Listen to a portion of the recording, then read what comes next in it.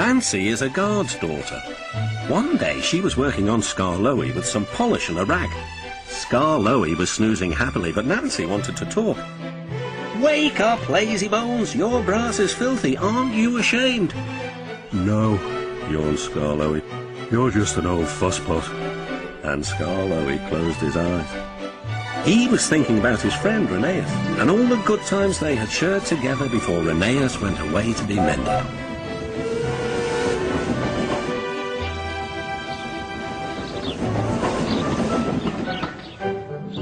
Nancy interrupted again. "Don't you want to look nice for when Rheneas comes home?" Skarloey wasn't sleepy anymore. "What? When?" "Soon, Daddy told me. I'm going now," she said. "Nancy, stop! Do I really look nice? Please, polish me again." "Now who's an old fusspot?" laughed Nancy, and set to work once more.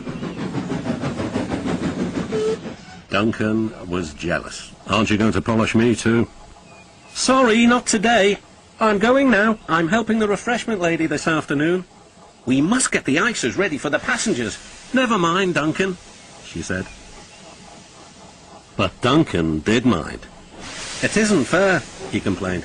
"Peter Sam gets a special funnel, Sir Handel gets special wheels, passengers get ices, but I'm not even polished." Of course this wasn't true, but Duncan enjoyed complaining. He became sulkier still. That afternoon there was bad news from up the line. "One of Skarloey's coaches has come off the rails," called Duncan's driver. "We'll have to take the workmen there right away." "All this extra work," grumbled Duncan. "It wears an engine out.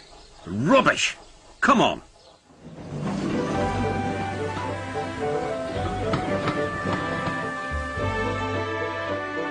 The derailed coach was in the middle of Skarloey's train, so he had gone on to the top station with his front coaches. Duncan shunted the works train into the sidings and left the workmen to sort out the mess. Then he brought the passengers and the rear coaches home. He sulked all the way. "I get no rest, I get no rest," he muttered. Duncan made the journey very difficult. He was short of steam, so his driver waited a while in the hope of raising more. But Duncan wouldn't try. "We'll keep our passengers waiting," said his driver. Duncan was cross. "You always think about the passengers and never about me."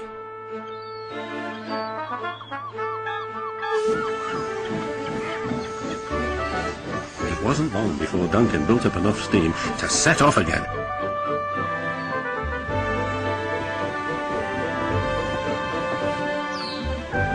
He was still very grumpy and cross. "I'm overworked and I won't stand it." At last they reached the viaduct near the station. "Come on, Duncan," cajoled his driver. "One more effort and you'll have a rest and a drink at the station." Then Duncan was very rude. "Keep your old station. I'm staying here." And he did too. Skarloey had to haul Duncan and his train all the way to the platform.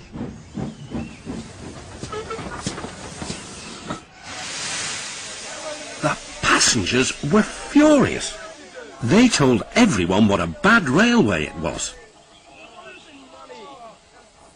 That night, the fat controller spoke to Duncan. "No passengers means no polish." "No polish means no passengers," Duncan muttered to himself. "He still has a lot to learn, doesn't he?"